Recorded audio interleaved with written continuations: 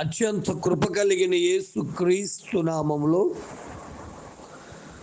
వాక్యాన్ని వింటున్న బిడ్డలందరినీ కూడా దేవుడు సమృద్ధిగా దీవించి ఆశీర్వదించునుగాక. ఆమేన్. ప్రియ దేవుని బిడ్డలారా, అందరూ ఎలాగున్నారు? బాగున్నారు కాదు? ఉదయమే లేచి ప్రార్థన చేసుకున్నారా? పరిశుద్ధ గ్రంథాన్ని చదివి ధ్యానం చేశారా నాన్న? ప్రియ దేవుని పిల్లరా, మరి ఈ కాలంలో ప్రతి రోజుల్లో మన ప్రవర్తన ఎలాగుంది? క్రీస్తుకు మంచి పేరు తెచ్చే బిడ్డలుగా నువ్వు నమ్ముకున్న దేవునికి ఘనత తెచ్చే విధంగా ప్రవర్తించావా?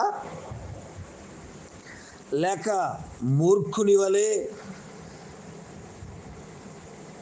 లేక అన్యుని వలె ప్రవర్తిస్తూ దేవునికి చెడ్డ పేరు తెస్తూ వచ్చావా? ఆలోచిద్దాం. ఎందుకంటే పరిశుద్ధ గ్రంథం తెలియజేస్తుంది, ఒకని మార్గం వాని దృష్టికి యథార్థంగా కనపడుతుందట, తుదకు అది మరణానికి తీసుకుపోతుందని చాలా స్పష్టంగా తెలియజేస్తూ ఉంది. ఇంకొక చోట సామెతల గ్రంథం చూసినప్పుడు 28వ అధ్యాయము 18వ వచనం చదివితే, యథార్థంగా ప్రవర్తించేవాడు రక్షింపబడతాడు, మూర్ఖ ప్రవర్తన గలవాడు హఠాత్తుగా పడిపోతాడని. మరి యథార్థంగా ప్రవర్తించారా? మూర్ఖంగా ప్రవర్తించి పడిపోతూ ఉన్నారా? ఒక్క నిమిషం ఆలోచిద్దాం దయచేసి. మన ప్రవర్తన ఎలాగుందో మనుషులు చూడకపోవచ్చు. తమ్ముడు, చెల్లి, అన్న, అక్క, మన ప్రవర్తన దేవుడు చూస్తున్నాడు. యథార్థంగా ప్రవర్తిస్తే నువ్వు రక్షింపబడతావు, అనేక మందికి రక్షణకరంగా ఉంటావు. అదే మూర్ఖ చిత్తుల వలె ప్రవర్తిస్తూ ఉంటే నువ్వు పడిపోతావు, అనేక మందిని పడగొట్టేస్తూ ఉంటావు. జాగ్రత్త. అంతేకాదు, సామెతల గ్రంథం 12వ అధ్యాయము 26వ వచనం చూసినప్పుడు, నీతిమంతుడు తన పొరుగువానికి దారి చూపుతాడు, భక్తిహీనుల ప్రవర్తన వారిని, నీతిమంతుని సైతం దారి తప్పినట్లుగా చేస్తూ ఉంటుంది. ఉదాహరణ చెప్పనండి, నువ్వు మంచి ఆత్మీయుడు, మంచి ప్రార్థనాపరుడు, నువ్వు ఆయా స్థలాలకు వెళ్ళి ఆయా పనికిమాలిన పనులు చేస్తూ ఉంటే నిన్ను చూసినటువంటి ఆయా వ్యక్తులు దారి తప్పిపోవడానికి అవకాశం ఉంది. వాక్య సందేశం వింటున్న దేవుని బిడ్డ, ఈ మాటలు నువ్వు ఆలోచిస్తున్నట్లయితే, నువ్వు గమనించినట్లయితే, దయచేసి ఈ ఉదయకాల సమయంలో నీ ప్రవర్తన ఎలాగుందో ఆలోచించు. మూర్ఖ ప్రవర్తన కలిగి ఉన్నావా? దారి తప్పే ప్రవర్తనలు కలిగి ఉన్నావా? దయచేసి ఆలోచిద్దాం. 107వ కీర్తన మనం చూసినట్లయితే, 107వ కీర్తన 17వ చరణం చూస్తే,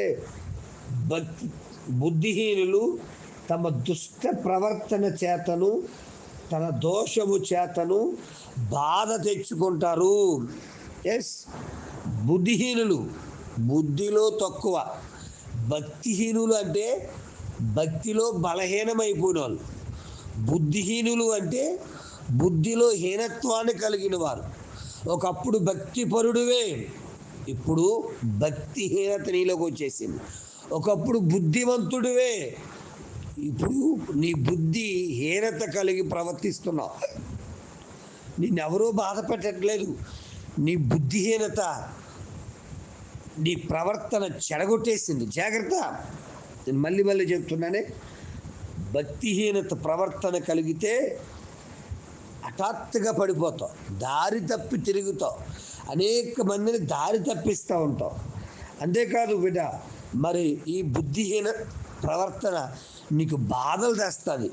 న్యాయాధిపతుల గ్రంథం 2వ అధ్యాయము 19వ వచనంలో మనం చూసినప్పుడు వారందరూ ఎవరిష్టం వచ్చినట్టు వారు ప్రవర్తించి తమకు తామే చెడ్డవారైపోయినట్టుగా మనం చూస్తూ ఉన్నాం. మరి నీ మాటలు, నీ ప్రవర్తన ఎలాగుందో ఈ ఉదయకాల సమయంలో ఆలోచించునైనా. దయచేసి నీ ప్రవర్తన సరిగా ఉందా? నీ మందిరానికి పోయినప్పుడు నీ ప్రవర్తన జాగ్రత్తగా చూసుకోము అన్న మాట పట్టుకుని, ఒక మందిరానికి వెళ్ళినప్పుడే ప్రవర్తన బాగుండాలి, మిగిలినటువంటి అన్ని సమయాల్లో నా ఇష్టం వచ్చినట్టుగా బ్రతికేద్దామంటే కుదరదు. ప్రసంగి గ్రంథం 10వ అధ్యాయం 3వ వచనం చూస్తే ఆ దుష్ట ప్రవర్తన వల్ల వారిని అధైర్యపరిచినట్టుగా మనం చూస్తూ ఉన్నాం. సో మనలో ఉన్న భక్తిహీన ప్రవర్తన, బుద్ధిహీనత ప్రవర్తన, దేవునికి ఇష్టం కాకుండా ప్రవర్తించడం వల్ల పడిపోతున్నాం, చెడిపోతున్నాం, దేవుని నామానికి అవమానం తెస్తున్నాం. అంతేకాదు మనగా నాశనాన్ని కొని తెచ్చుకుంటున్నాం. మరి ఈ ఉదయకాల సమయంలో మరి నీవెలాగున్నావు?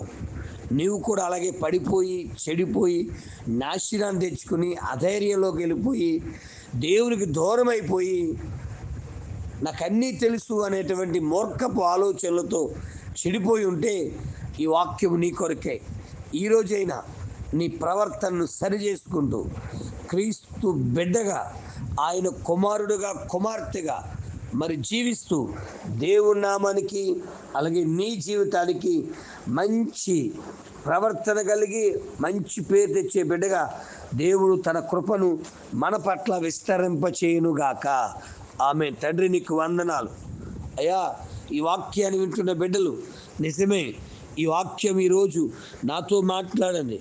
గత కొద్ది రోజులుగా నా ప్రవర్తన బుద్ధిహీనత ప్రవర్తన కలిగా అయ్యా, భక్తిహీనుల వలె అయ్యా, నీకు ఇష్టం కాకుండా నీకు బాధ తెచ్చి అయ్యా, నీ చెడ్డ ప్రవర్తన వల్ల చెడ్డవాడిని అయిపోయాను. ఈరోజు నుంచి అయినా తిరిగి మళ్ళీ మార్పు చెంది నీకు మంచి పేరు తెచ్చే మంచి ప్రవర్తన కలిగి జీవిస్తాను అయ్యా. దీనివల్ల చాలా నష్టపోయాను, చెడ్డ ప్రవర్తన వల్ల. ఈరోజు నుంచి బుద్ధి తెచ్చుకుంటాను అని ఎవరైతే చెప్పగలుగుతున్నారో ఈ వాక్యాన్ని విని మారు మనసు పొందుచుండగా అయ్యా, వారు తీసుకున్న నిర్ణయాన్ని స్థిరపరచమని, ఒక మంచి ప్రవర్తన కలిగి తన కుటుంబానికి, సంఘానికి నీకు మంచి పేరు తెచ్చే బిడ్డలుగా ఉన్నతమైన భవిష్యత్తు పొందుటకు తగిన కృపను విస్తరింపచేసి నడిపించు, బలపరచమని యేసు నామమున అడుగుచున్నాను తండ్రి. ఆమేన్. ప్రార్థన అవసరతల కొరకు నా సెల్ నంబర్ 9866958571. ప్రభు కృప మీకు తోడుగా ఉండునుగాక. ఆమేన్.